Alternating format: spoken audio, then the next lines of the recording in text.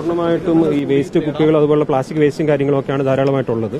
അപ്പോൾ അത് കുറച്ച് റിമൂവ് ചെയ്തെങ്കിലേ ബാക്കി സെർച്ച് കൃത്യമായിട്ട് ചെയ്യാൻ പറ്റത്തുള്ളൂ. അപ്പോൾ പോയി എന്ന് പറയുന്ന സ്ഥലത്ത് നിന്ന് നമുക്ക് താഴേക്ക് തന്നെ സെർച്ച് ചെയ്ത് വരാനാണ് ഈ പ്ലാറ്റ്ഫോമിനും അപ്പുറത്തേക്ക് പോകാതിരിക്കാൻ വേണ്ടിയുള്ള സംവിധാനമാണ് ഇപ്പോൾ നിലവിൽ ചെയ്തിരിക്കുന്നത്. ഇതിനിടയിൽ അദ്ദേഹം തങ്ങി നിൽക്കാനുള്ള ഒരു സാധ്യതയുണ്ടോ? അതിനപ്പുറത്തേക്ക് ഒഴുകി പോകാത്ത ഒരു സാധ്യതയുണ്ടോ? അതിനുള്ള പ്രവർത്തനങ്ങളാണ് നമ്മളിപ്പോൾ ചെയ്തിരിക്കുന്നത്.